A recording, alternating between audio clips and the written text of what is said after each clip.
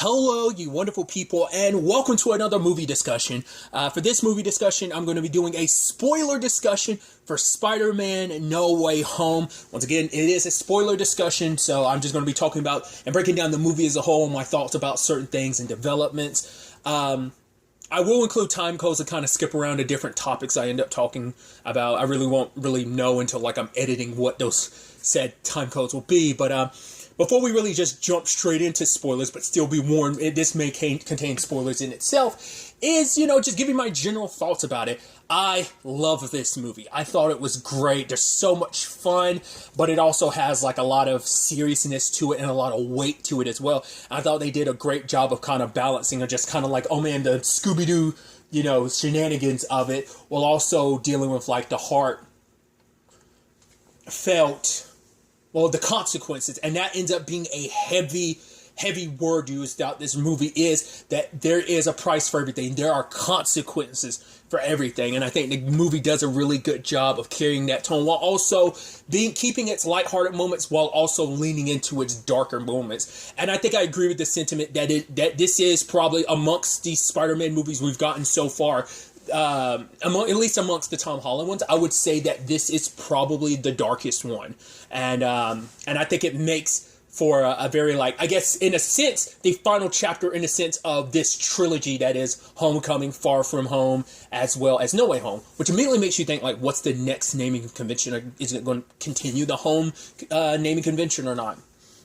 Nevertheless, I just thought it was just such a great movie, and I find myself in this situation time and time again. Every time I watch a new Spider-Man, I was like, oh man, this is my new favorite. Especially obviously Tobey Maguire, Tobey, Andrew, I really like both of them as Spider-Man.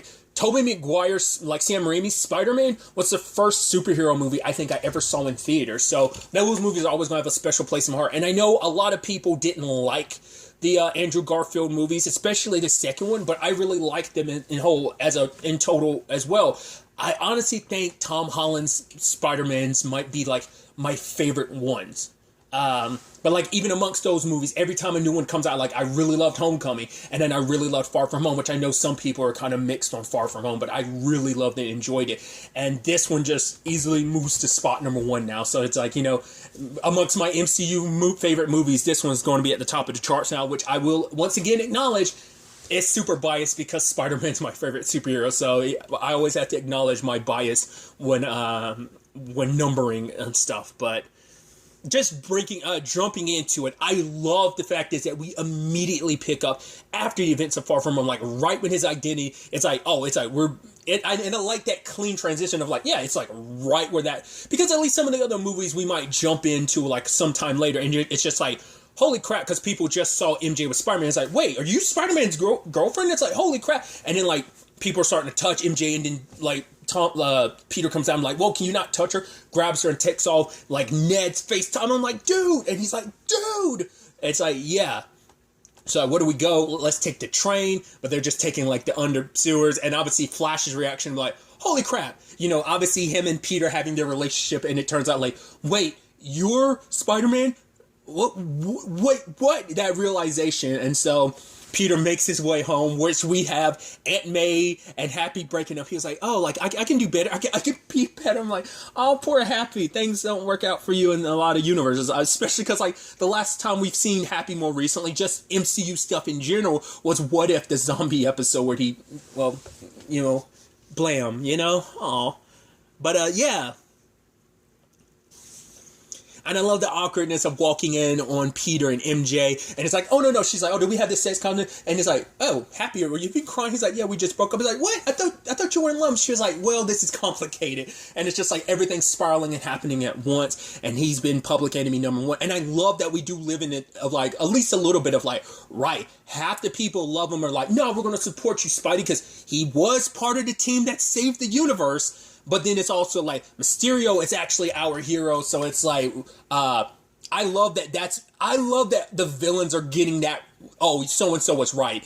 As we've seen in Hawkeye, spoilers for Hawkeye if you're not caught up, there's a lot of Thanos was right. Someone wrote in a toilet, there's literally merchandise talking about Thanos was right. And now it's people are spraying, oh, Mysterio is right, so now Peter's in this complicated situation because he's trying to live his life normally while also trying to balance it out. I mean, going to school was nuts. And I love that, like, Ned, because they're like, oh, who are you? And Ned's like, I was Peter Parker. And it's like, and Flash is like, no, I'm Spider-Man's best friend. And Ned's almost like, shut up, Flash.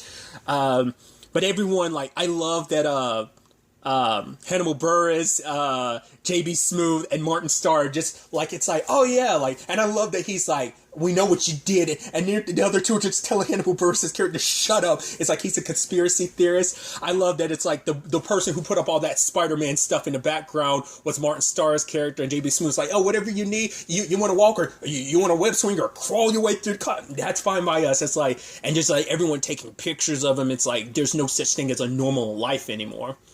We also, like, really quickly, too, got our boy, Matt. The rumors are true. Obviously, like, Kevin Feige had to say something, like, before the movie came out, like, being like, oh, you'll see Charlie Cox's Matt Murdock soon enough. It's like, you know, he had to, because, like, there was apparently stuff leaked a while. That's been the running rumor for such a long time. And we confirmed that he's like, yeah, he's here to represent Peter. It's such a shame we didn't actually get any court stuff. That doesn't mean we're completely out of the woodwork with this necessarily. Just, you know, without going too far ahead, but like, we don't know what the aftermath is for Spider-Man. We know how things play out for Peter Parker, but what about Spider-Man? Like, he might still need some representation. But the conversation too was always like, right, because everyone's talking about, like, okay, if Charlie Cox pop up in this, will he use any display of power? Someone threw a brick through the house and he caught it, and Peter's almost like, how did you do that? He's like, I'm a really good lawyer. I'm like, yeah. Because I loved in the theater, you could hear people murmuring, being like, oh, isn't that? Because once again, it's like, I'm one of those people that's like, I'm in. You know, I watch enough content where people and myself, like, discuss these conversations. I read the news articles and stuff like that to some extent,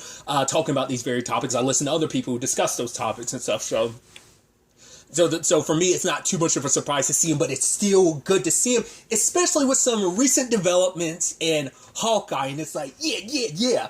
Regardless. So that was kind of, like I said, it's kind of bummed we haven't get more courtroom stuff, but who knows? Especially, like, with She-Hulk in the future. Like, I don't know when that's coming out, but that's probably maybe sometime next year, maybe not to the year after next, but that's going to be like a comedy courtroom drama, potentially. So, like, whether Matt and, like, any of this make some appearances in that, it's definitely going to be interesting to see, but I love that, like, once again, for Peter, it's about trying to have some form of a normal life. So him, MJ, and Ned want to, like, go to the same college together. And it's like, right, we're not going to get separated. We're going to be together, and it's going to be great.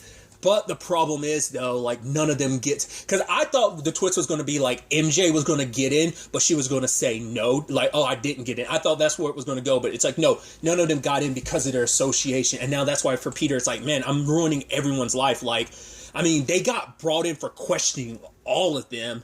Peter did, Ned, so did MJ and Aunt May. And I love that May and MJ were like, don't talk to anyone without a lawyer at the same time. It's like, oh, that was really sweet. But, like, them getting grilled. The fact is, it's like, hey, like, you did this. He was like, no, like, the fact of the matter is that was all Mysterio. But it's like, right, the tech belonged to you. Once again, it's like, he is a superhero, and it's like, right, you're going to believe this one person's, like, you don't know how things could, like, play out. Like, the fact that they're not even giving him the benefit of the doubt is kind of sad, that it's just like, oh, let's throw the book at him. I mean, maybe it has to deal with the fact is that superheroes have been allowed to kind of run amok. Because we don't know where this is time frame wise, because, like, the Westview thing with Wanda's probably already happened by now. Because it definitely has already happened, because that was like a couple weeks after Endgame was like all WandaVision related stuff, and Far From Home took place like a couple months after Endgame. So maybe that added fuel to the fire into why everyone was like, nah, we're not gonna let these superheroes just run rampant and do whatever they want to. Especially because it's like, he's not a hero, he's a vigilante. So that kind of staple kind of gets lumped onto him.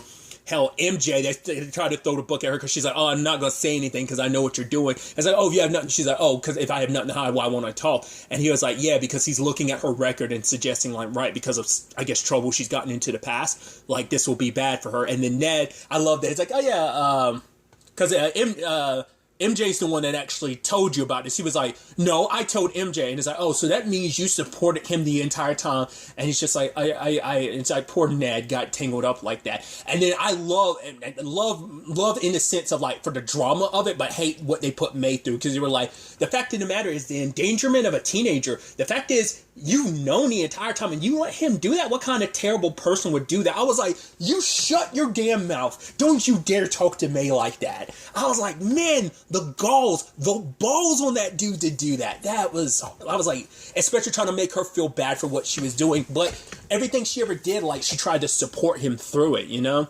It's like, right, she can't, you know, because he even talked about it before, like, he talks about it later on, like, he's like, we never got to see it in the movies, but he's like, it was a lengthy thing between him and May upon her finding out, because she probably ran through everything, being like, you can't do this, you're just a kid, you're a teen, like, you know, because even other people like, wait, holy crap, you're just a kid under there? It's like, yeah, like, most people, you know, assumed it was a dude under there, like an adult, but it's like, nope, you're just a kid under there, you know? So I just thought that was really nice how that was handled. But like I said, on top of it, it's like May's getting a third degree. Like Peter's going to have to go to court. Even Happy's going to have to go to court too because of the whole Stark missing tech. It's like, right, you're going to be on the like lam for that. And I love that he was referencing something, some movie or TV show or something. He's like, right, isn't that what they say? And it's just like, no, just like, he's like, Happy, you're going to just need, Matt was like, Happy, you're going to need a really good lawyer. So Peter goes to the one person he thinks of that can help him. I love we got some really neat MCU lore finding out that Wong didn't get snapped, so he's been the Sorcerer Supreme because, and I love that even Strange was like, yeah, it was only on a technicality. It's like, yeah, because if I was here, and then Wong was like, yeah, everything would be up in flames. So I love that, knowing that Wong's the Sorcerer Supreme in this time frame. And obviously Peter goes and was like, right, I want you to turn back time. But he's like, well, we've already done enough of that because of Endgame and the very fabric of space and time and just everything kind of on the edge because of that. Plus, I don't have the time stone anymore. It's like, right. And I think that's something people still might not be 100% clear. I'm not saying this to everyone, but to anyone that doesn't, because I know for some people that was still confusing. He doesn't have the time stone anymore because the time stone from this time was destroyed because the way in-game's time travel rules make it so that when Steve went back to put those stones back where they were, the time travel in that universe makes it so it never affects this time. So what's happened has already happened. So even if Steve goes back in time and gives gives the Ancient One the time stone, and eventually that gets passed to Strange, doesn't matter. Like, if that universe plays out the way it's still supposed to, like, everything still leads to this future where he loses it anyway. So it doesn't matter. Like, there was no changing it. Even going back in time, it doesn't make it so that he has the time stone anymore. So it's, you know, everything that happened in this universe happened, and there's no erasing it, essentially. So I think that's such an interesting thing, and like I think a little reminder to people, because I think some people might still been a little iffy. I'm like, no, like Steve went back and it's like, no, because this is the first time Doctor Strange has popped up post Endgame. So I think that's kind of a little like wink, wink, nudge, nudge to let people know like what was what. So, but they can't rewind time because that'd be an issue. But we can do a mass spell that basically makes everyone forget. But that in itself is the rub. I thought that was interesting. It's like, you're not rewinding time, we're just making everyone forget. I thought we were rewinding to the point before everyone found out about Peter Parker's identity. It's like, no, we're making it so that no one ever knew that Peter Parker was Spider-Man. But Peter's like, no, I don't want to do that because, well, about MJ, he's like, oh, is you being Spider-Man the only reason why you guys are together? And he's like, no, I don't know. I don't hope not. And it's like, fine, all right, I'll make an exception. What about Ned? What's a Ned? It's my, and my Aunt May, yeah, we had our complications about it, but like I don't know if I could go through that again of like having to explain to her. Fine. What about Happy? Oh, I'm not Happy. It's like, no, Happy's a nickname. And it's just like, he kept making changes over and over. And when the time came, I love that it's like the spell didn't fully activate. In fact, Strange actually like stopped it. He's like, you changed the spell like 6 times. He's like, 5 times. He's like, you changed the spell so many times that basically this would have caused some mass issues. And it turns out, right, why did you actually, wait, you haven't talked to the person? He's like, what? I got the letter saying like we didn't get it and I thought that was it. It's like, you didn't even bother trying? This was your first option. He did. I love that. And I love that it's just like, yeah, because Peter's kind of naive. He just, you immediately jump to like some mass magical. I mean, to be fair, no one asked you to do it, but he also talked about, like, right, Peter is in his situation because he's trying to live both lives, trying to be Peter Parker and Spider-Man, and one's going to have to give. And I love that theme actually comes back full circle at the end of the movie. It's like, right, you can't continue living this dual life. Because once again, like, amongst the MCU as we know it, obviously, depending on what continuity to bring over from the Netflix stuff, there's no one in this universe who has a secret identity. Like, everyone knew Steve Rogers is Captain America. Everyone knows Iron Man is, Tony was Iron Man. Everyone knows Bruce Banner's the Hulk. So it's like, there's not really, Peter's the only prime example of a secret identity. I don't think the general public knows that T'Challa was Black Panther. I think that might be the only one. But still, it's a little different. Because in Wakanda, everyone knows. Because it's part of the ritual of being king and being the Black Panther. But I don't, the outside world wouldn't know that, but that's also playing into, right, Wakanda business is Wakanda business. Obviously, that changed, but still. So I think that's kind of I think that's always what made Peter's story so interesting, is because they set that up, because it's always been because could you take that away from Peter Parker, it leads to the complicated story of, he's always struggled amongst any superhero, is finding that balance between Peter Parker and Spider-Man. So he ends up bringing this up to, because he initially gets Flash to help him track down the person he could talk to about it. And it's like, oh yeah, you have to do something for me. He's like, fine, I'll swing you to school for a week, for a month, 2 weeks. He's like, no. He's like, you know what I want. I'll tell everyone you're Spider-Man's best friend. He's like, yeah. He's like, yeah, this is where she is. So I love that he rolls up and he's just like, hey, meet her on the street. She's like, you're just in the middle of the road. And it's like, yeah. And before they could really have their conversations, Doc Ock shows up and is like, oh, hello, Peter. And I'm like, yes. And things get pretty hectic on the bridge. I even love that he did end up tearing up Peter's suit. I mean, first and foremost, he took some of the nanites and obviously enhanced his arm, which was kind of a theory some people had based on a trailer. And he's like, well, you're not Peter Parker. He's like, yeah, I am. What do you talk? And lo and behold, because of the nanites, because it is a system he can control Doc Ock's arms. And I love that he lets that lady, he ends up saving her.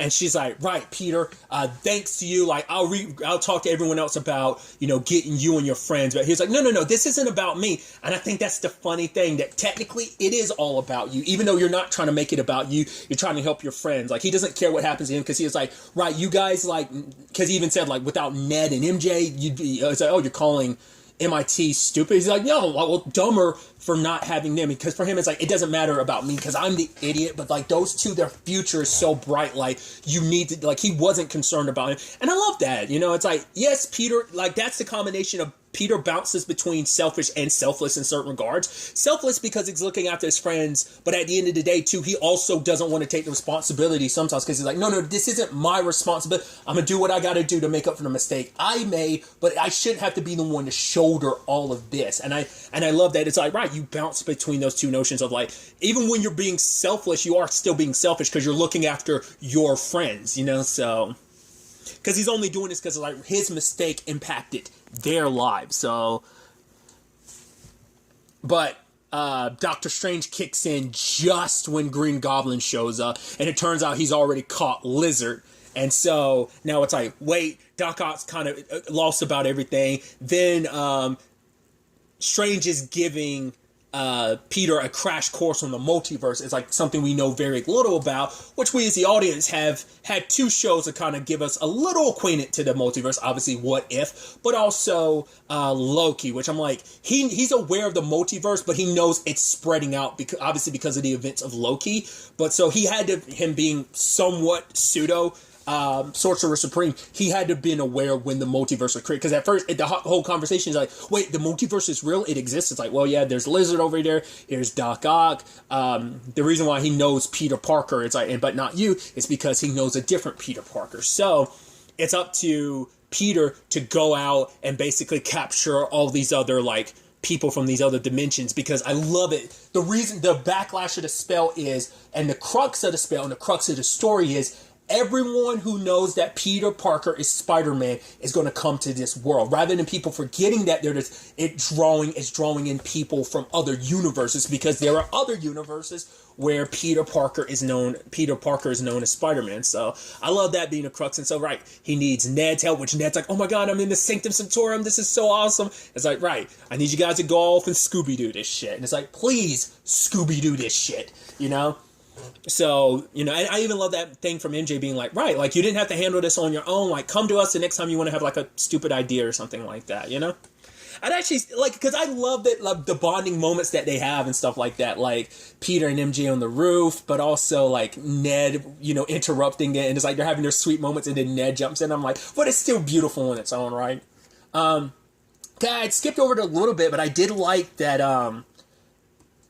for him, it's like the one normal week he had in his life was since being bit by the spider is when he told MJ, because that way everyone that's important to him knew the truth at that point in time. Like, MJ knew about him being Spider-Man. His best friend knows. His Aunt May, the three most important people, and Happy, because like Happy is very important to him as well. So the four like important people left in his life, they know, and so it's like, right, he had everything he wanted. Like, there was no need to lie or have secrets. It's like now it's a known thing. So I thought that was pretty a neat like build upon it, because you get an inkling of it in the trailer, but the full explanation is like, oh, that's really sweet. Even sweeter, like having the like full explanation. But I love that Peter, like, because this is another theory that I'm like, man, people are really good at figuring this out. People figured the black suit they saw in the trailers, they thought like, oh, it's a new magic suit. But you know, someone had, I don't know, like, I've heard people not say it was their ideas, that someone online had figured out. Apparently,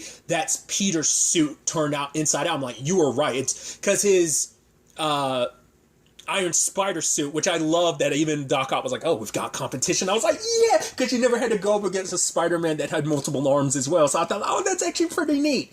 But his Iron Spider suit got messed up. They also had like the little basement area where it's just like laundry being done and stuff like that to like work on everything. But initially, like, Doc Ock's the one that told him, like, right, in my world, Norman Osborn, which the fact is the name didn't ring any precedence to them. So that also solidifies Norman Osborn didn't buy the Avengers Tower, because they said someone bought it. So the fact is that Peter was like, wait, Norman Osborn, so that means Norman Osborn does not exist at all in this universe. So that might be not a Spider-Man related thing, because another theory is like it was going to become like the Baxter Building, which is tied to the Fantastic Four. So it seems like we're leaning, especially because John Watts, who directed all three Spider-Man movies, is also doing the Fantastic Four movie, so it would make sense if that is the case, to some extent. So since there's no Norman Osborn, I feel like that leans more towards it potentially being a Fantastic Four related thing.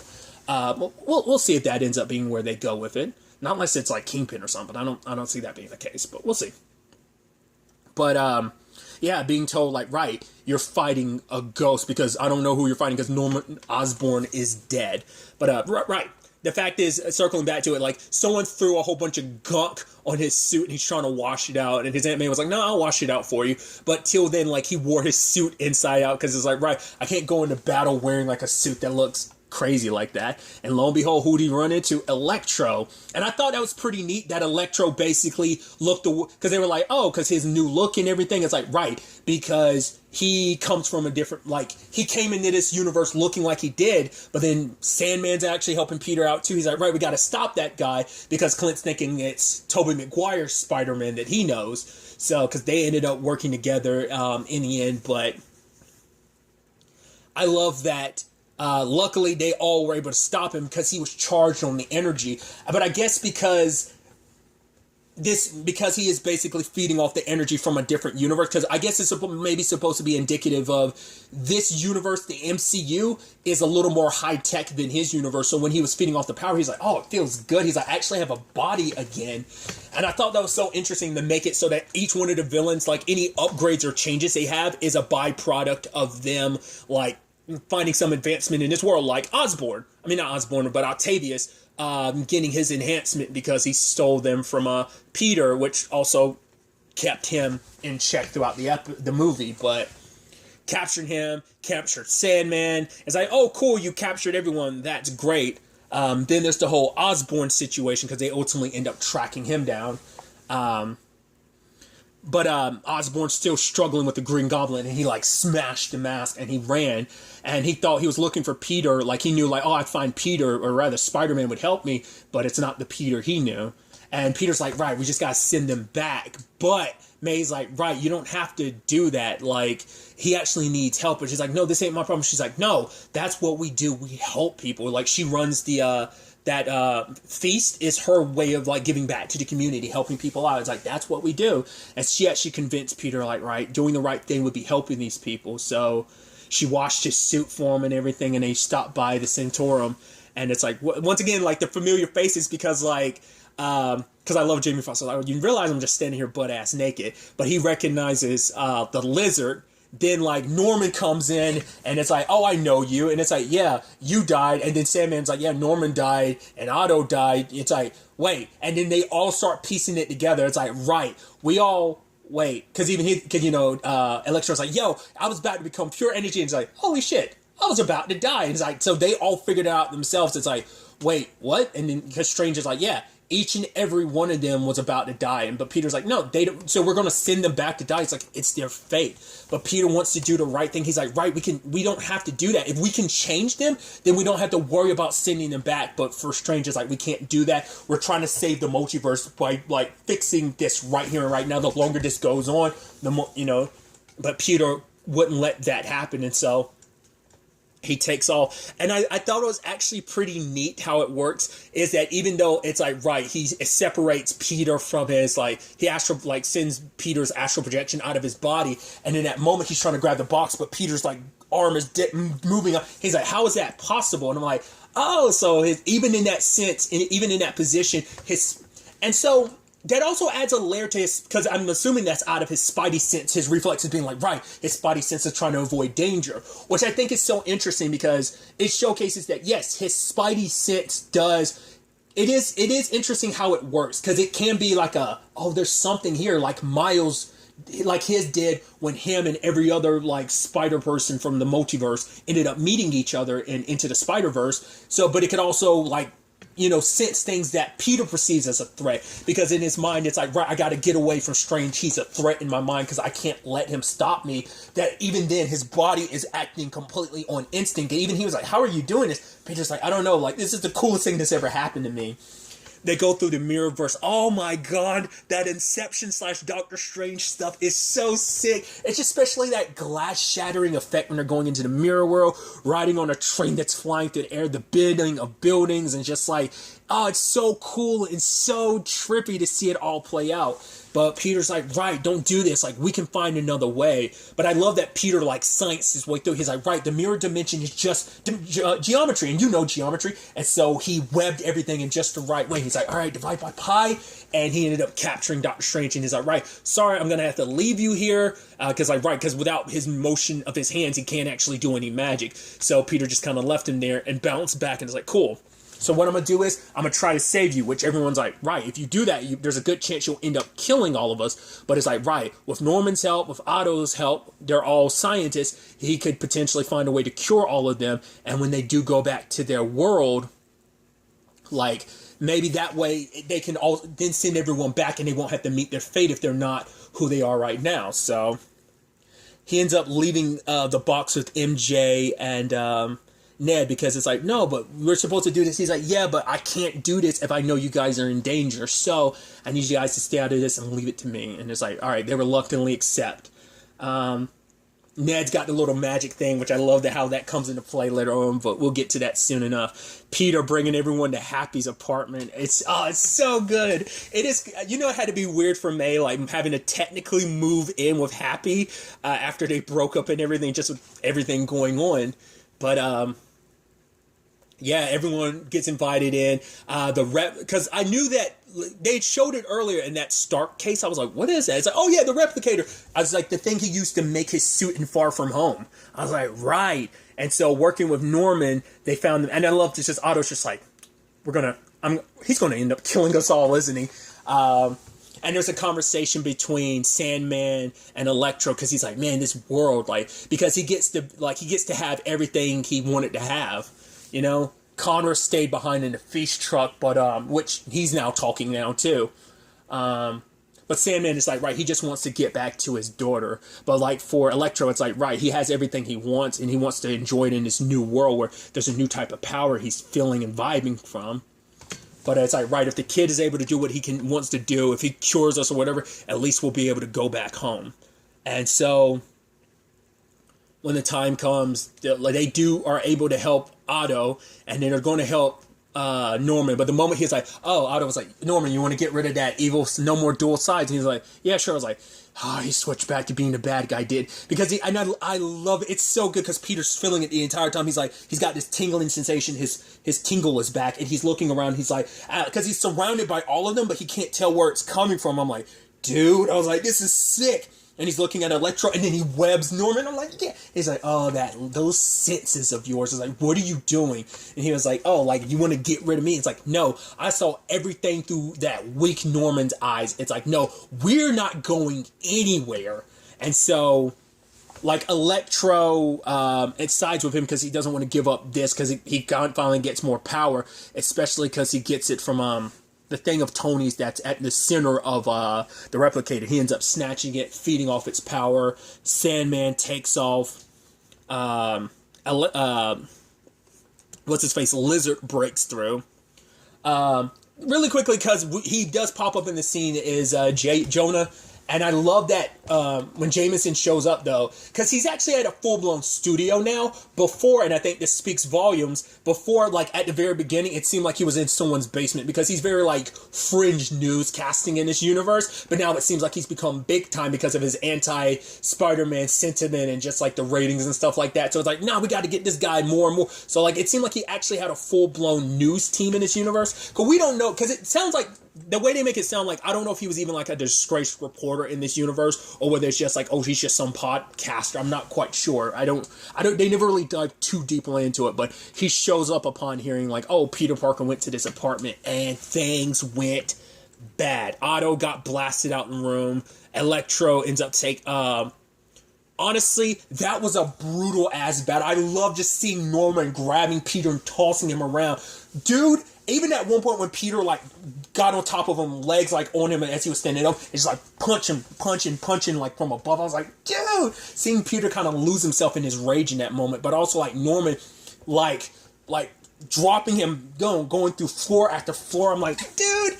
I don't know what it is. Those are some of the coolest moments in Spider-Man stories, is when Peter is so messed up. I mean, we saw it when he fought Vulture in, he was like that against Mysterio in Far From Home, but even in, like, Homecoming, he was bruised, cut up. And it's just because I think those are the moments when Peter shines the most, because no matter how much he gets beat down, he always gets back up. But Norman was tossing him around, and I love the line of, like, right, you have the strength to take everything, but you're too weak to actually do it. So Norman is, like, beating the ever-living crap out of him. I think it was Electro that ended up helping him. Like, everyone ended up bouncing and going their separate ways. But Norman shows up with his glider, even though, like, May's trying to get away with the antidote, and they try it on Norman, but it doesn't work. And it's just like, oh, like, because he's saying, like, oh, your aunt, she made you weak. Like, none of this would have happened if you hadn't listened to her, if you had just sent us back to our world to die. None of this would happen. This is on you. And he's like, don't worry, I'm going to fix this. Like, I'm going to fix that weakness in you. He wanted Peter to give into his darker side. And so he brought the glider in. And I was like, is she about to... It looked like she just got knocked aside. But I'm like, okay, good. It doesn't seem like she got impaled. Because I was about, was she about to die like Norman? That's what I was thinking in that moment. But, you know... and then the bomb, that was crazy. Just like he tosses it, and Peter jumps and tries to, like, knock it away. Gets caught up in the explosion. It seems like they're both okay, but Peter's like, no, I need to just end this. But May's like, no, you don't have to do this. No, you know, she gives him this speech about with great power comes great responsibility. You trying to help them is not the wrong thing. It was you doing the right thing. Like, it isn't like, don't like try to shrug this off as like, right, this was never your responsibility. It is like, you had the power to do something great. You can help so many people. Don't kind of lose that. And then she's like, I just need I was like, no. I was like, May, no. May, don't. And then she's there, and he's like, no, it's going to be okay. Just keep looking at me. And her to die in his arms like that. I was like, no. I was like, come on, man. He just lost Tony a couple months ago. Don't do this. I was like, no, man. Because it also seems like the way the conversation, because I don't know if they ever they never talk about Uncle Ben at all. We might have gotten, because I don't think Uncle Ben exists in this universe. What the conversations had later on makes me think like, no, there's no Uncle Ben. So Peter never lost Uncle Ben to become Spider-Man, but in this, like, to set him truly on his path, sadly, he lost his Aunt May, you know? And the police are showing, like, people, like, in gear, like, showing up to arrest him, and he has to, like, say goodbye to May. I mean, hell, even Happy shows up in time just to see that, and it's just, like, he's telling Peter to run. You're like, that's heartbreaking, dude, that things came down to that. He doesn't even got time to mourn his, like, I mean, hell, they literally opened fire on. He didn't even have time to say, like do anything. He just had to leave. And now, like, Jameson's painting, like, right, this is all Spider-Man's fault. Everywhere he goes, there's chaos, and he's just in the rain looking at the TV. He's like, right, this is on me. I started all this because it's like, right, I wanted to be selfish, and because of it, my aunt's gone. Those villains are out there running amok. And obviously MJ and Ned want to be there for him, but it's like, right, we need to find him. And Ned finds out what he can do. So he does, because he even brought up earlier, like, oh yeah, my grandma or something like said, like, I'm part magic. But luckily he does his thing and opens a portal. But it's not the Peter they were looking for. The moment I was like, is it? Come on, do it. I'm like, yeah, it's Andrew. And I'm like, yeah. He's like, oh my God, the multiverse, whoa, it exists. I'm like, dude. And you're just like, and I love MJ so distrusting of him. He's like, he's like, I mean, I understand it, but it's like, she's like, yeah, if you're Peter, then stick to something. And he's like, what? He's like, yeah. And he just like jumps up and holds himself up with one hand. And she's like, all right, crawl around. He's like, no, why do I have to crawl around? It's like, well, he's like, isn't this enough? And it's like, my grandma's like, if while you're up there can get rid of those spider webs. He's like, yeah, sure. And he crawls over, gets rid of the spider web. I'm loving it. And she made some remark about like our like the real, no, she said like, we need to get the real Peter. He's like, hey, and she's like, no offense. So it's like, all right, they tried again. Lo and behold, Tobey. And then like Tobey and Andrew are looking at each other, and then they try to web each other. I'm like, yes. Because it sounds like they weren't just in their worlds. Like, it sounds like they were falling through the multiverse as well. That's why they were like, yeah, things aren't right. Like, it doesn't seem like they were straight up in their own worlds. And so they both had a feeling. They were like, right, I feel like he needs us. That you know, it's like, yeah. And the other Peter felt that too. It's like, and it's like, right, we need to find some place that he feels like he will be safe. And they're like, okay, cool. And so they found Peter, and I love it. It's so heartwarming and sweet that both like MJ and Ned are like hugging him and like, it's okay. And he's like, this is my fault. But the other two Peters come to talk to him, and we know what you're going through there. He's like, don't tell me you know what I'm going through, what I'm feeling right now. He's like, I should have never done this. I'm going to send you guys back. I'm sorry, but it's just, I have to end this. And both of them talk about their respective tragedies. You know, it's like, we know what it's like to lose the people you care about. He's like, my Uncle Ben. And it's like, yeah, like, and Tobey talks about, you know, what it's like to get revenge. He's like, I got revenge against the person who killed my Uncle Ben, but it didn't solve anything. I still, it took me a long time to like come to terms with that darkness in me, because it didn't fix things. It didn't make things better like he hoped it would, actually getting revenge. And then, Andrew, it was before Andrew talked about, right, having lost, Gwen. He's like, she was my MJ. And I love this lore explanation of like, right, he's like, I tried to keep going after she was gone, but then he's like, eventually I stopped holding back my punches. I was like, yo, that was like a crazy line, because the implications are like, because that's always been the thing. Like, I'm not well versed in comics, but I know that that's generally a thing about Spider-Man. he does hold back his punches, because if he didn't, he could easily kill people. So at any time, Peter's always making sure to hold back so he doesn't hurt someone. But it sounds like in that universe, like after losing Gwen, he kept trying to be the hero, but eventually he slipped into like anti-hero territory where he just stopped caring and stopped holding back. And so he didn't want, neither one of them wanted Peter to suffer into that darkness. They didn't want it to consume him. It's like, we can't find another way. It's like, he's like, yeah, they said with great power, and they were saying with great responsibility. It's like, how you know that? It's like, my Uncle Ben told me, mine too, you know? So like, right, we can find a way to save them. So we get all three Peters getting all sciencey together like that, and I love it. And some amazing conversations go down. First and foremost, it's like Ned's like, because Ned had asked like, oh, is there other Neds out? He's like, oh, like he's talking to Tobey. He's like, do you have a best friend? He was like, yeah. He died in my arms after he tried to kill me. And Ned was like, and I love that later on he's just walking over to his Peter and he's looking like, Peter's like, what? And it's just not saying anything. He says it later on. He's like, bro, I promise you I'll never become a supervillain and try to kill you. I love it. But even like Tobey and Andrew had some conversations too, because he's like, right, your love life. He's like, yeah, haven't really had much time with that, trying to, with the whole Peter Parker side of things. So it seems like he kind of invested wholeheartedly into being Spider-Man all the time and kind of let Peter Parker fall to the wayside. And Tobey's kind of found some balance. He talks about, well, things are complicated between him and his MJ, It's like, but yeah, they found their way forward. He's like, yeah, don't give up hope. Like, despite everything that happened, it's like, yeah, like you'll find your way forward with all that, which I thought was kind of sweet, because Tobey is the older Spider-Man who's kind of like, he's kind of found his way forward. He's kind of, going through everything. Andrew's kind of in the middle ground, and Tom is still in those early stages. So I love that each one kind of represents their Spidey experience and where they are in their journeys. So Tobey is the furthest along, so he kind of gives like that sage old advice, so like as the older resident Spider-Man here. And also it's like, oh, Peter, oh yeah. It's like, oh, not that Peter. Yeah, but you said Parker. We're all Peter Parker. He's like, computer, right?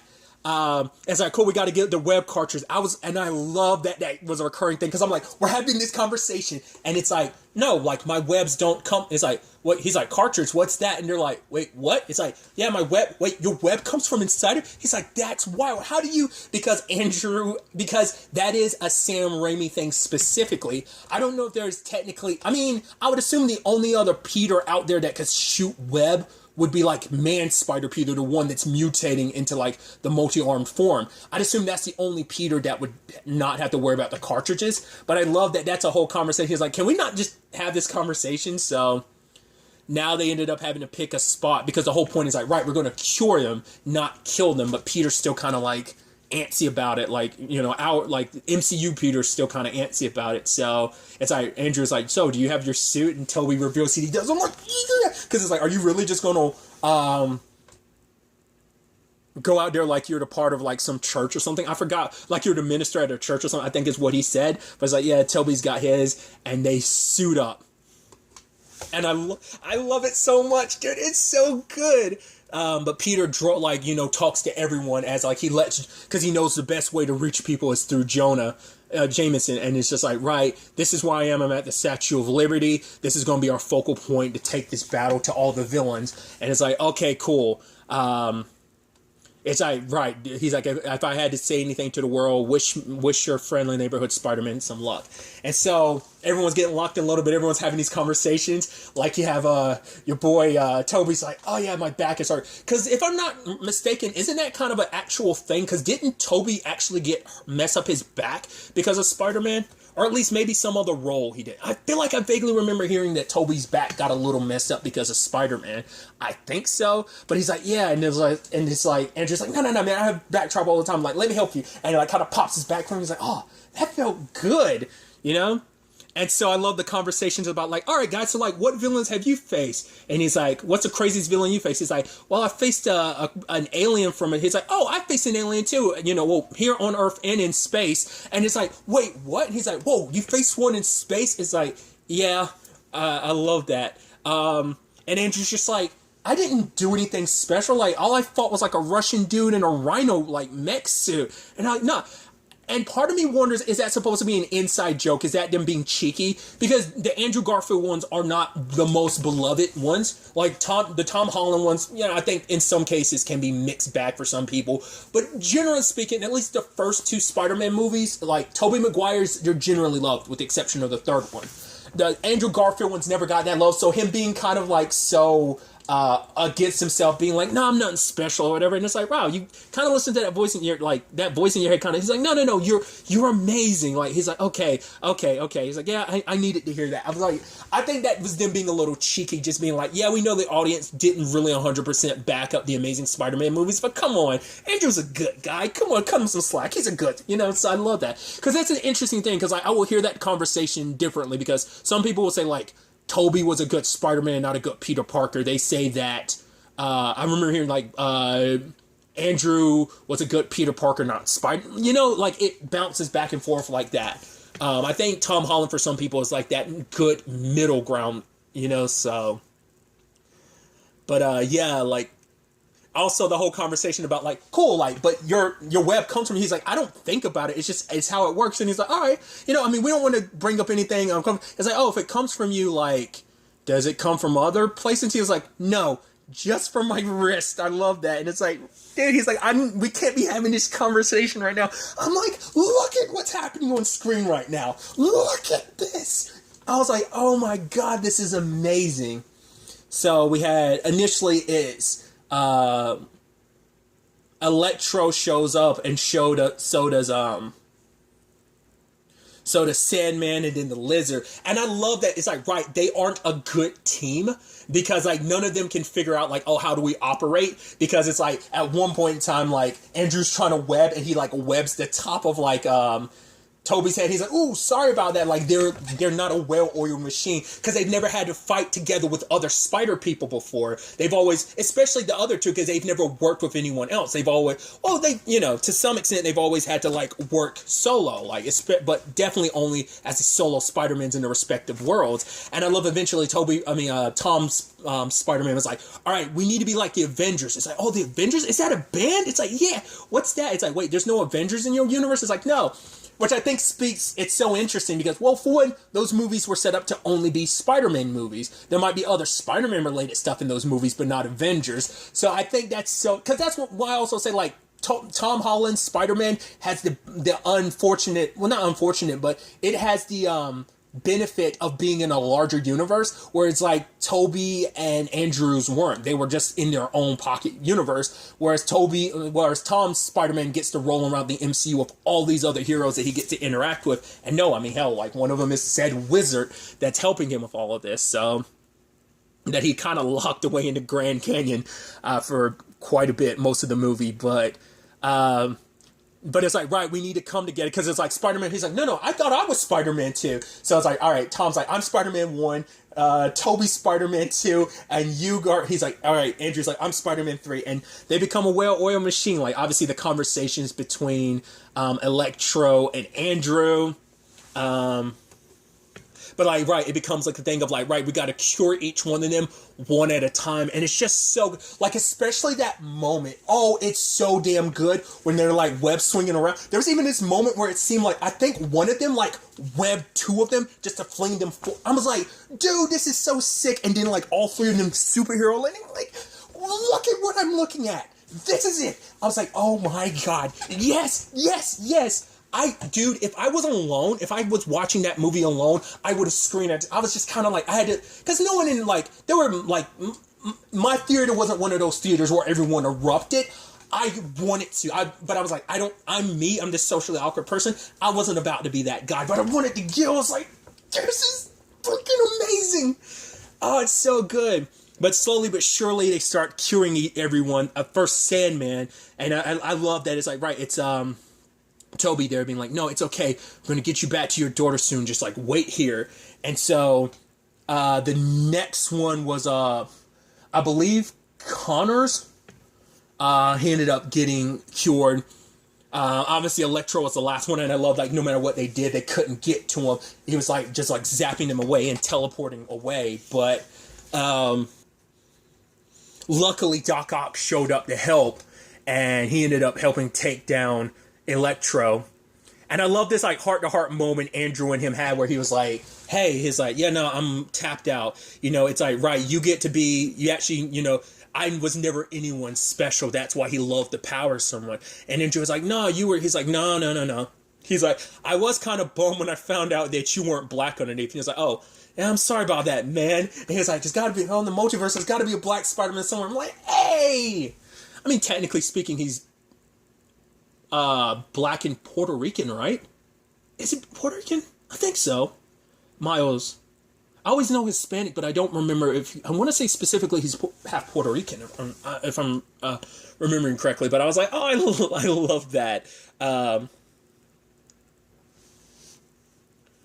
And even, like, Tobey and Octavius had their moment, too. He was like, hey, you know, he's like, you've grown. He was like, yeah, I wanted to do better, you know? And I was like, yes, dude! Oh, I love that moment. And obviously there's the moment where, like, Green Goblin shows up, and obviously Strange had returned, but they were like, no, look what Peter's done. It's like, he's healing, he's curing him. I know you're upset, but he also looks at Ned. He's like, wait, did you actually do magic? He was like, yeah. So it's like, Ned has some talent for it, because he was asking Strange earlier in the movie, like, oh, how do you know? He's like, sometimes I get these tingling feeling in my fingers. It's like, oh, you probably should go to the doctor about that. But it's like, yeah, so Ned has something there with that power. And so I think maybe we haven't seen the end. Like, maybe Ned will eventually find his way to Strange and become, you know, mixed up in all of that too. Like, I think that's kind of hinting to a magical future for Ned. I hope that ends up being the case. But Green Goblin shows up and ends up destroying the box, and everything runs rampant while... Well, because first and foremost, like, he's getting introduced to the other Peters, and the Peters are getting introduced to the Wizard. But now it's like, right, we'll have to fix this. But the box ends up getting destroyed, and the spell is released, and the other dimensions started breaking. In a time frame, they're dealing with Osborn. And dude, like, Mary Jane, MJ fell. I thought it was, dude... Because people had theorized that's what was going to happen, but in that moment, like, Peter's trying to reach for her, but Green Goblin stops, and Andrew saves her, and he's kind of crying a little bit. He's like, are you okay? And she's like, yeah. Are you okay? He's like, yeah. But it's like, right, he couldn't save... yeah, because someone had... I want to say it was Bronze, when they were talking about this on the MCU Crew podcast. She had suggested that it would be impactful if Andrew's the one that saved her, because he couldn't save... Gwen, making it up for this time. Like I said, I liked it. I'm like, dude, like, it does so much, because it's like, right, we'll never get full conclusions to this. What we got to their stories is as much of a conclusion as we'll get, but to know, like, yeah, this is them further in their respective timelines, in their respective worlds, and them being at different points in times in their careers as Spider-Man, like I said. And in that moment, though, like, you know, Peter and Green Goblin are duking it out because the glider's destroyed and they land on a shield. Dude, I love that, like, mano-y-mano fight. It's like, nah, this ain't like when Vulture, like, jacked me up. This is me jacking you up. And it's like, oh, like, in that moment, he's like, oh, I'm not going to try and cure you. I'm going to kill you. And he goes all in, like, webbing his feet, like, punching him, like, going blow after blow. And, like, Green Goblin's happy about it, because he's like, oh yeah, like, submit to your darkness, because even if I die, I'll win, because you'll be broken. You won't be the hero you were. You'll give into that darkness of yours. And Peter, dude, it was just like, I love, like, the blows, and you can hear, like, with just the sound effect and making it like, oh, he's hitting harder, he's holding back less and less and less, and even at one point kind of just like a flip and, like, almost sumo slams him.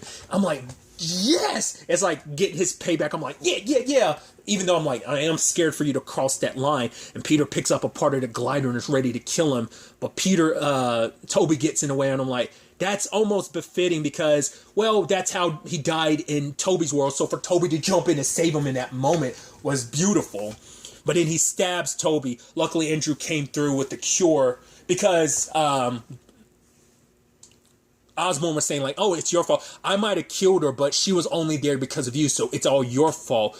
But despite everything, Peter still cured him, despite how angry he was in that moment. And I love it. And he's like, nah, Tobey being like, nah, I'm good. I've been stabbed before. It's like, okay, good. So Andrew stayed with him, and Peter goes talk to Strange. It's like, right, we can't stop this. They're coming through. There are people, once again, in other universes who know Peter Parker is Spider-Man. We even see, you probably have to go back and freeze frame it bit by bit to see everyone, but it's probably like tons of villains you'd recognize. One of them definitely was Rhino. It looked like the after image of Rhino, like for a little bit, like you could see the shape. But Peter was like, right, activate the spell, but make it so that no one remembers Peter Parker. And it's like, because that's the key crux to this spell is Peter Parker. And if no one remembers Peter Parker, but then Strange is like, if you do this, it will be almost like you never existed. But for him, it's like, right, I have to do this. Like, it's the only way to save everyone. And he's like, all right, go and say your goodbyes to everyone, you know? And he calls him, you know, right, sir. He's like, don't call me sir, call me Steven. And he's like, Steven, he's like, it's still weird. You know, and then, like, Peter smiles and goes. Talks to the other Peters, too. And he's just like, I just want to... They're like, nah, we know. And I'm like, oh. And then all three of them hug. I'm like, yes! This is... Oh, God, it's so good. I even love Andrew being like, yeah, it hurts just standing here, doesn't it? He's like, yep, I'm in so much pain.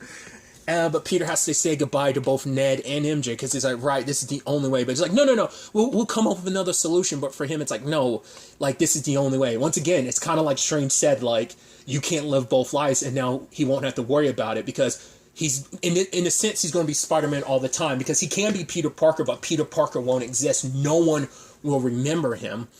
And it's just like, you know, it's not fair. It's like, you know, Peter, you know, at the end... You know, but it is about being responsible. You know, there's a great responsibility. And if it means sacrificing my memories to make sure everyone's okay. Because in that moment, he saw that she had gotten hurt because he was like, right, that was the one thing of like, he never wanted her to get hurt. And it's like, right, this is my only way to stop this from happening and protecting everyone. So, you know, and it's like, right, he's like, I'll find you guys again and I'll explain everything. But it's like, what if it doesn't work? It will, you know, because she, for a lot of the, you know, initially was kind of like very reluctant. She was very like, right, if you keep your expectations, have no expectations, then you'll never be disappointed. But later she was like, nah, let's kick some ass. And then Ned was like, let's cure the ass. And she's just like, but it's like, dude, having to say goodbye, like because MJ and Ned are the only, other than Happy, they're the only other two people he has left now that May is gone. And so he's letting, like, you know, but it's like that hero sacrifice of, to make this right, I started all this, but also, like, he tried to do the right thing in the end, made sure that everyone else went back to their respective worlds cured, and we do see that everyone goes, and even, like, both Peters, like waving goodbye to each other. I'm like, yes, dude! And the spell enacts as Peter leaves. And so when it's all said and done, we find out Spider-Man still exists, but no one knows about Peter. So that kind of erases everyone's memory. So all his adventures with the Avengers worked. It's just they only remember him as Spider-Man. They don't remember who he was underneath. That will always be a blank spot. So it's like, yeah, Doctor Strange remembers, like, oh, I kicked it with Spider-Man. You helped me during Infinity War and Endgame. But, like, Peter's the only one with memories of everything, his times with everyone. And so, obviously, like, he's still being labeled as enemy number one. That's why I'm like, they didn't talk about it, but I guess he's still blamed for... I wonder if he's still blamed for the Mysterio thing. Like, that's why I'm saying I think Spider-Man still might be legally in trouble, or maybe, like, all of that got erased, too. So, he's still enemy number one in just, like, public opinion of Jameson, but maybe all that other stuff got wiped away, too, kind of clearing the slate, you know, a little bit in that regard, because all of that was tied to his identity as Peter Parker. So, erasing that anyone never knew it. This also implies, like, Mysterio is actually dead, potentially. So, we'll see how that, you know, we'll just have to wait and see in the future Spider-Man canons of, like, how they handle that. But, Peter went to go see MJ, and he was, like, hearing about her and Ned getting into MIT. And in that moment, he paused. Like, he was reluctant at each moment because it's like, right, they're doing good without me. Like, if I bring them into my life, I'm going to have to explain everything all over again. And even if they do believe me, it's like, it's still going to be the thing of, and because he saw the wound on MJ's head and it reminded him, it's like, no, it's like if they get too close to me, they'll be in danger again. And being tied to me, like if I ever take the fall again, if what happened with Mysterio ever happens again, at least they'll be okay because they won't know my identity. We won't have the history. So, because MJ was saying like, right, if you don't tell me, like I'll find out again like it did before. But he chose not to. But I think in the end she's going to figure it out on her own. She just won't remember the history that they had. But because Peter let go of the two most important people to him, because it's right, this way I keep you safe. Like, I love you both so much that and like, honestly, like this whole finale, like part of it, I'm like tearing up, dude. I was like, damn, but I love it. It's like this hero moment of like, right, being a hero comes with sacrifice. And, even went to his Aunt May's grave, and Happy's there too. He's like, oh, how'd you know May? And it's like, she helped me. I knew her through Spider-Man. She helped me a lot. And it's like, yeah, that was...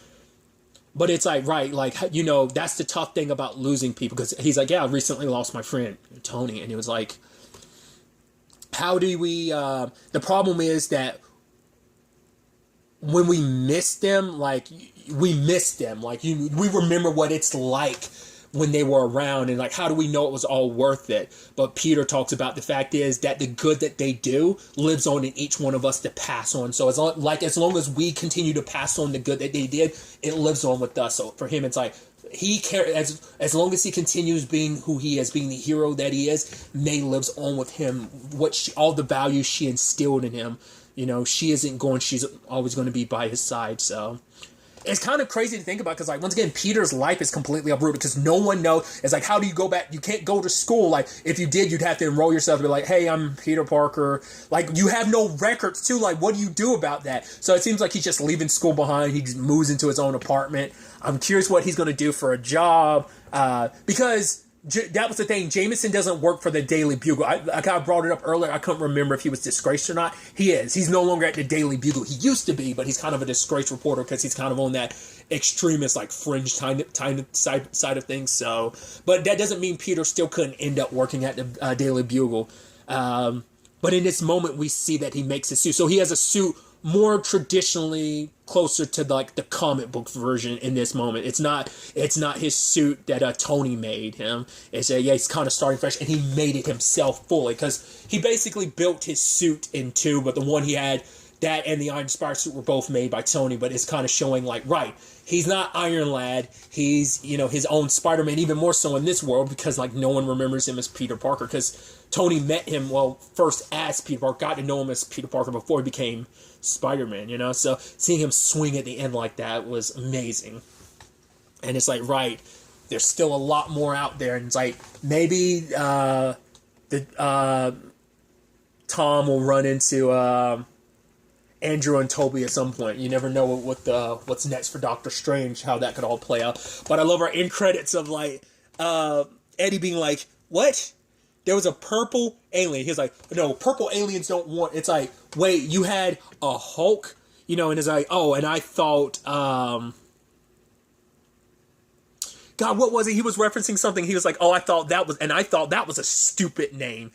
But he's like, no, aliens don't want stones. They want to eat everything. He's like, no, my family disappeared for 5 years. He's like, 5 years? That's a long time. And he's like, oh, maybe I should go and visit this Spider-Man. And then like he gets after, he's like, oh no, we're disappearing. I'm like, no. I was about to say, is that how they're going to keep Eddie in this universe? It's like, no, but he does leave behind a little piece of Venom, which that Venom, that piece that was left behind probably has all of Venom's and Eddie's memories of knowing that Spider-Man is Spider-Man. So don't know about the Peter Parker angle, but know about Spider-Man. So that's how we're going to get Black Suit Peter in this universe. I doubt the story's not going to be 1-for-1. It's going to be quite different, obviously, but it's like, oh, sneaky. So that's interesting. Makes you wonder, like, because that's the thing, we can throw in something like that. That means there were probably other people that probably fell through that we just don't know about. So that's always going to be that thing of we could secretly be like, oh yeah, so-and-so ended up in this universe because of the spell and we just will never know.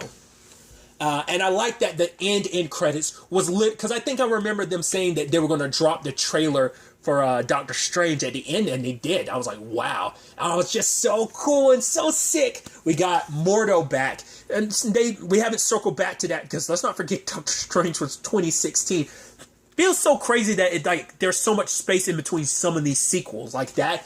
Obviously, the extenuating circumstances with even before the extenuating circumstances of Wakanda, Black Panther 2, like that was already going to be a long time anyway, just because of everything else. Spider-Man's had the most consistency with its sequels being basically every 2 years. Homecoming came out 2017, Far From Home came out 2019, and this came out before the end of 2021. So not every, like, earlier sequels worked like that, but like obviously there's going to be a time frame in between every other one. Because I'm trying to think. But they kept about a 2-year period with a lot of the previous sequels. Maybe like there's like 4 years in between Thor 2 and Thor 3. I'm trying to think about any other ones. Ant-Man 1 was 2015, Ant-Man 2 was 2018, so obviously Infinity War and Endgame were a year apart, but they were also filmed at the same time. They were filmed back to back, so regardless, that was just kind of interesting to think about.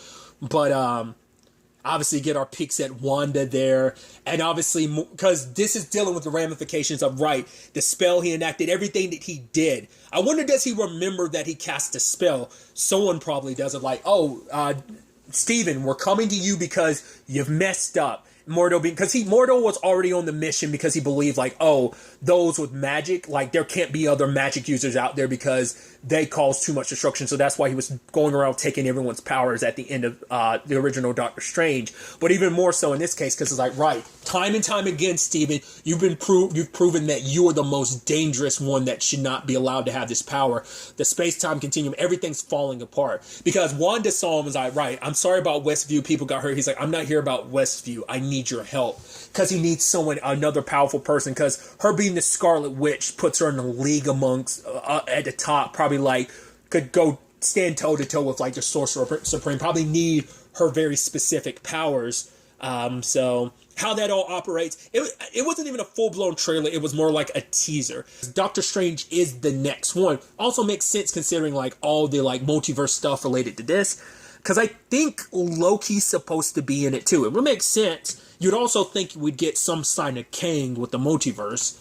He might be a stinger, because that Doctor Strange Into the Multiverse of Madness might also be set up for Ant-Man Quantumania. So we might get something Kang related, or maybe that's all Loki. I mean, Loki might be a cameo appearance to, help with the whole thing, because he's like, I was kind of there when the multiverse kind of split, and I know what's at the center of it is Kang, but also like we see like Doctor Strange dealing with some monsters and just dealing with everything. But it seems like Mordo is going to be like the main antagonist. We do see another Doctor Strange. The big question is that the Doctor Strange from What If? Who's like, is this before he gets tasked with, keeping Ultron and Killmonger like locked away in the nothingness that is the dimension he has left? Which, is that supposed to be that Doctor Strange, or is that going to be a completely different evil Doctor Strange? I hope it is the What If Doctor Strange that we know, which will be, like I said, maybe that's before that happened and before he solidified, or I don't know. I'm curious, like, where, because once again, these villains were pulled from worlds before they were killed in certain regards, but maybe, like, the same thing happened, like, before that Doctor Strange destroyed his universe, he was brought to this one, and then brought back to his universe, and that impacted part of the reason why when the Watcher came to him, he was like, okay, I'll help you out, type of thing. I don't know. And while he's even making that sacrifice, he'd be like, no, I'll stay here and I'll take the responsibility. So, dude, I'm so excited. I'm so excited for that movie. Because I think because a lot of the MCU schedule got moved back. So, because initially that was supposed to come out like February or March, but I think everything got moved back into the next slot, so I don't remember where it is. I haven't looked at the updated list after everything got pushed back, but regardless, I'm so excited to see where that takes us. I'm so excited to see what happens in Spider-Man's story. Once again, we're taking a break, but Amy Pascal did talk about potentially a new trilogy. Like I brought up earlier, will it be using the home moniker like these will, or will they use a new moniker to represent this new trilogy? Once again, we've set up Peter having gone through his tragedies, no one remembering him. So what do you do about the MJ and Ned situation? Like I said, the Venom situation. Because once again, the Avengers know him as Spider-Man, they just don't know Peter Parker. So it's going to be interesting how a lot of those interactions happen going forward. Just when's the next time we're going to see our dear Peter Parker? We'll just have to ultimately wait and see. But like I said, I love this. I thought it was so great. Definitely my number one spot for Spider-Man movies now. So like I do hope that, yeah, hopefully this doesn't end up being a one-off. Maybe it is. Tobey and Andrew being here might be all we get. You never know, because there are the Spider-Verse movies, and maybe something could happen in those.